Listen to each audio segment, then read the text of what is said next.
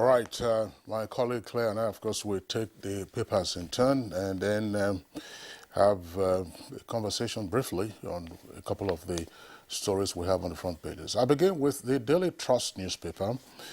Below the nameplate, Daily Trust has the stories, and then the lead story, of course, is on the appointment of a Chief of Army Staff designate.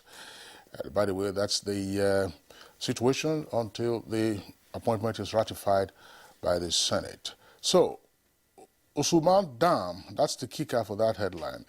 Abuja water source faces contamination threat. That's on page 36. Constitutional review. Stakeholders demand more states and 25% derivation and others. Page 32. Kebbi boat tragedy. 46 corpses recovered. That's on page 4. That's a running story. Retirement dangles on 30 generals as Buhari appoints Yahaya COAS. As I said, that's Chief of Army Staff designate. Expert and APC set agenda for new army chief. That's one of the riders. Another rider says he won't disappoint Nigerians, kinsmen. And then the photographs on the front page there are from the Children's Day activities yesterday. On the right side, you have children celebrating with President Muhammadu Buhari at the presidential villa. And of course, in Lagos, Governor Sanwo-Olu saluting the Boy Scouts during their Children's Day celebration. That's the parade there in Lagos. And the photograph there says a girl at a farm in Abuja during the Children's Day celebration yesterday. Well, this would generate mixed reactions. Is it child labor? Is it abuse of child rights? Or is the child helping out the parents on their farm, as is customary for us in this part of the world? Or, again, we ask ourselves, is this the kind of farming we should be encouraging at this time? That is the hoe and machete. And how much just can you produce, except otherwise for subsistence? Children's Day, that's the headline. Federal government launches Child Safety and Protection Initiative. That's on page 46. Fulani suffering greater hate in Nigeria. That's Mark Ban. Details on page 12. And U.S. to federal government give electoral access to people living with disabilities. 41 INEC facilities attacked in 2 years. That's according to the chairman of INEC. Now, let me also take a look at the window page of the Nation newspaper.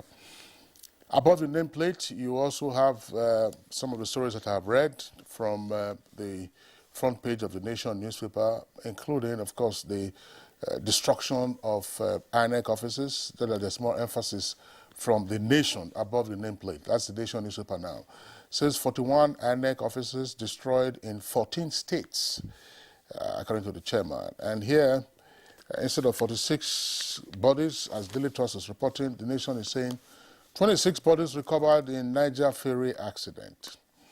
Kwara government and Saraki Bika over sale of state assets. Arrested Otom's attackers, not Fulani, says IG. That's an acting IG, by the way. Details on page 3. Arrested Otom's attackers, not Fulani, says acting IG. The Chief of Army Staff designate is also there on the front page. Gunmen killed two policemen in Zamfara. And Buhari to kids, I'll end abductions. That's page 2.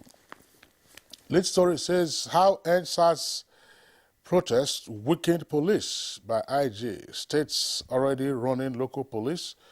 Operation Restore Peace yielding results. This is a quote from the Acting Inspector General of Police. We have vigilante everywhere. We have various types of organizations that have been created by state governments to assist in policing. Some of them had even houses of assembly laws that guide their operations. And legislative and judicial financial autonomy set for takeoff. The presidency and governors' unions reach agreement. And the photograph on the front page there showing the children cutting the children's day cake with President Muhammadu Buhari. That was at the villa. And I think the children also had a tour of the presidential villa yesterday. That was a good one. I'm sure some of them will be dreaming at some point of returning to the villa, either to work there or to occupy the highest seat in the land. Bandits displaced 7,000 in Sokoto. COVID-19, 132 declared wanted. You have details on page 2. Well, those are the stories that we have on the front pages of the two papers.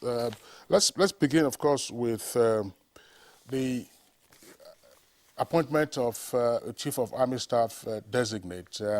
He is, of course, Major General Farouk Yahaya. He's theater commander in the meantime, and also, of course, the 1st Division of the Nigerian Army in Kaduna. He is from Sokoto State, and of course you have seen one of the riders or the headlines on the front page of the Daily Trust newspaper says he won't disappoint Nigerians, Kingsmen.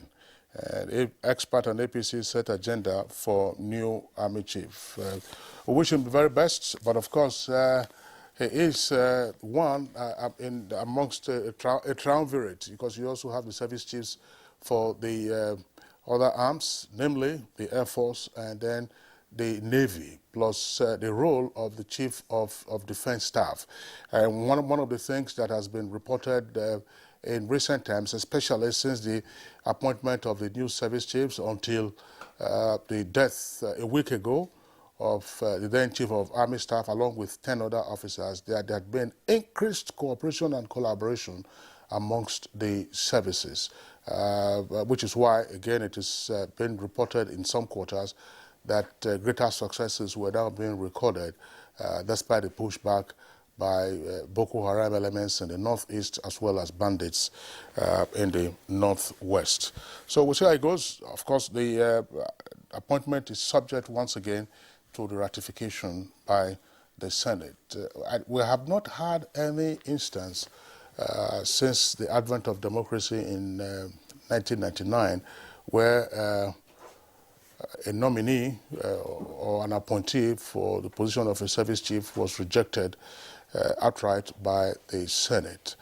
So the presumption is, all things being equal, his appointment will also be ratified.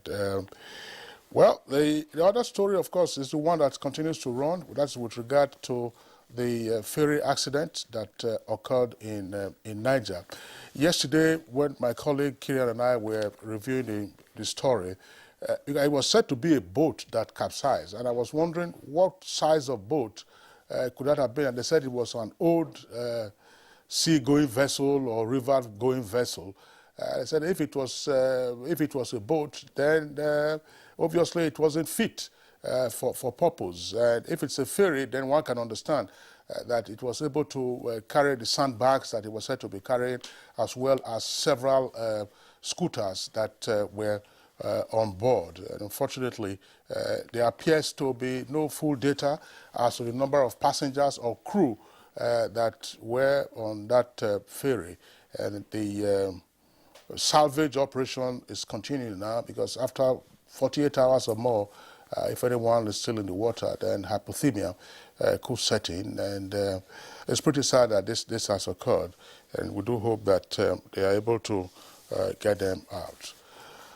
All right, Usman Udan, Abuja water source faces contamination threat. What is being done? We hope that the authorities are taking a look at this. Usman Udan is just around the Buhari area in the Federal Capital Territory, and it's the major source of water supply to parts of Abuja, where you have reticulation. In other locations where water supply has not been reticulated, of course, people rely on boreholes and wells. Okay, that's all we're going to have. We're taking a short break now. When we return, we'll get ahead with our principal conversation this morning, which is on 22 years of democracy.